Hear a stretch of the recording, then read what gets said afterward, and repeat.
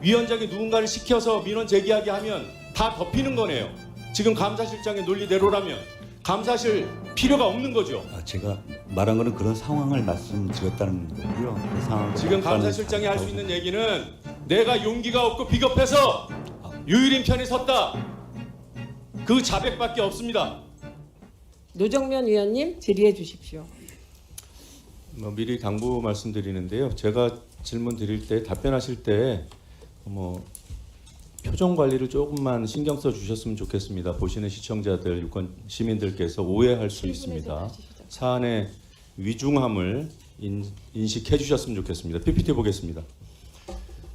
청부 민원 사건의 개요에 대해서 시간이 좀 걸리더라도 짚고 넘어가겠습니다. 유희림 위원장의 가족, 친동생, 친아들, 조카, 처제 등이 포함된 가족, 그리고 유희림 위원장이 거쳐왔던 그런 조직들, 미디어 연대, 경제엑스포, YTN 이곳에서 일하는 사람들, 일했던 사람들, 그리고 유희림 위원장 친동생과 관련된 단체의 관계자, 이런 사람들이 특정 시기에 동시다발로 한 사안을 민원을 제기했습니다. 이런 사안을 가지고 유희림 위원장을 중심으로 뭔가 얘기가 됐을 거라고 의심하는 것이 지극히 당연하지 않습니까? 신청인이 이 특정 기간에 최소 40명입니다. 확인된 것만. 또 이거 파악하는 기준에 따라서 또 달라질 수도 있어요. 건수도 저희 의원실이 파악한 것만 100여 건, 백수십 건이라는 그런 판단도 나옵니다. 정확하게 조사하면 더 나올지도 몰라요. 게다가 이 민원 신청들이 특정한 시기에 특정한 문구들을 공유하면서 이루어집니다. 이걸 의심하지 않는 것이 이상한 거죠. 안 그렇습니까? 다음 PPT 보겠습니다. 지난해 9월 13일 여기 계신 방심위 고위 관계자 여러분 똑똑히 봐주십시오. 9월 30일에 여러분의 직원들이 나눴던 톡입니다. 친형제인 건 99.9% 확실해. 누구 얘기하는 겁니까? 유희목 씨 얘기하는 거죠. 유희림 위원장하고 이름이 비슷하고 유희림 위원장이 쌍둥이 동생이 있다는 거 알기 때문에 이상하게 본 거예요. 이게 정보 유출한 겁니까? 이거 가지고 구글링을 하잖아요. 여기에 나옵니다. 민원인 메일 주소 앞부분으로 구글링 해보면 그 단체 사무국 소속인 걸로 나와. 이것까지 다 보고 어떻게 정보 유출이라고 의심합니까? 시작이 이거잖아요. 다음 거 보시겠습니다. 9월 14일 보고가 이루어졌다고 하는데 장경식 단장 아직도 부인하죠. 담당 직원이 보고하자고 했던 담당 직원이 다른 동료 직원과 대화를 나눕니다. 보고하는 거야? 팀장이 위원장한테 보고하고 왔다고 뭐라고 하던가. 안 그래도 비서실한테 연락해서 민원 넣은 거 전부 취하시키도록 하고 있었다고 팀장이 위원장으로부터 극찬을 들었다면서 했다는 얘기를 이 당시에 9월 14일 당일에 이 사람이 조작해서 카카오톡을 합니까? 이게 상식적으로 이해가 된다고 봐요. 그러고도 유일임 위원장 편에 서서 직원들 탄압하는데 부역합니까? 유일임 씨 혼자 덮고 갈 수 있는 사안이 아닙니다. 여기 계신 누군가는 조력을 하고 있기 때문에 가능한 일이에요. 권력이 등 뒤에 있다고 굳게 믿고 있는 것 같은데 지금 보십시오. 누굴 수사하고 있나. 여러분들이 기대고 있는 경찰, 검찰 직원들만 뒤지고 있어요. 유일임 위원장 휴대폰만 압수수색해도 다 드러날 일입니다. 이미 다 확인됐을 거예요. 여러분들이 모시는 유일임 위원장이 억울해 보이면 수사 받으라고 하십시오. 휴대폰 열면 다 나오는 거 아닙니까?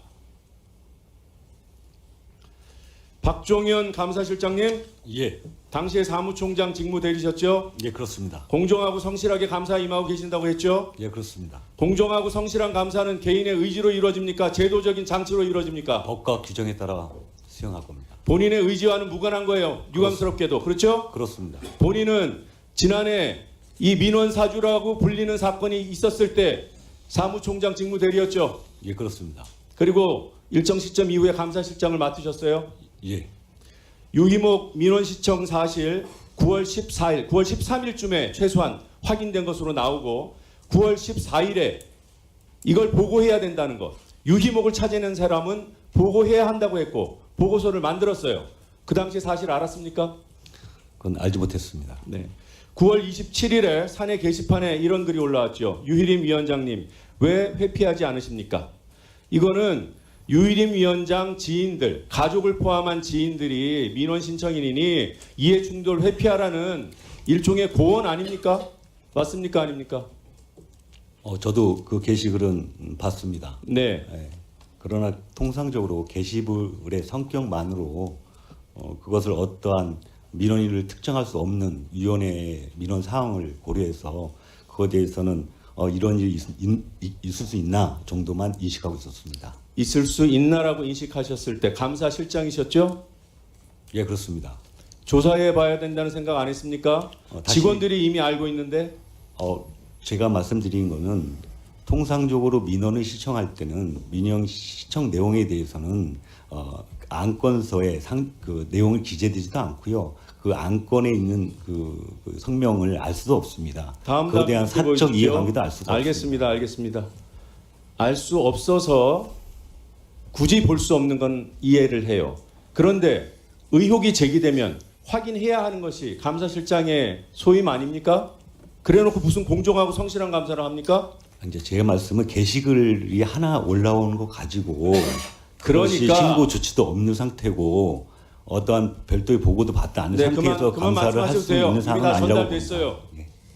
그런 말씀을 길게 하시면 본인한테 불리합니다. 설득력이 없잖아요. 팀장이 자기 직을 걸고 실명으로 게시글을 올렸으면 확인해 보는 것이 기본이죠. 그게 감사죠. 그리고 조금만 확인하면 해당 부서에서 보고서가 작성된 사실까지는 확인할 수 있었어요. 옆에 계신 장경식 단장은 결국 보고를 안 했다고 그렇게 주장을 하고 계신데 보고서가 만들어진 사실은 인정하셨습니다. 그 정도면 회사 내에 공적인 기능이 발동하고 있는 거예요. 그걸 감사실장이 몰랐으면 지금이라도 창피해 하셔야죠. 당당합니까? 말씀드려도 되겠습니까? 짧게 말씀하세요. 변명이 그 아니에요. 당시 사무총장과 감사실장을 할 때 위원회 사무처 전반에 대해서 조직 운영 및 업무 전반을 제가 챙겨야 됐습니다. 그리고 네, 됐습니다. 그때 감사원 무슨 말씀인지 공익감사하고 알았어요. 여러 가지 일들이 그만하셔도 겹치고 돼요. 있었습니다. 예. 필요한 답변만 들으면 됩니다. 이 질의 방식은 나중에 부족하면은 위원장께 시간을 요청하세요. 예, 알겠습니다. 기본적으로 질의 방식에 대해서도 이해를 못하고 나오셨어요. 감사실장이 할 일이 많다? 그래서 몰랐다? 위원장의 이해충돌과 관련된 그런 의혹이 제기되는데 그게 후순입니까? 여러 가지 일들 중에 하나예요. 1분 더 드리세요. 그렇게 안이하게 판단하십니까? 그런 안이한 판단과 위원장을 위한 그런 입장 때문에 지금도 감사실장 하고 계시다고 생각하지 않아요?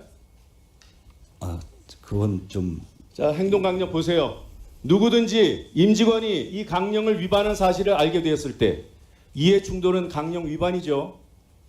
맞아요, 틀려요? 이해충돌은 강령 위반이에요, 아니에요?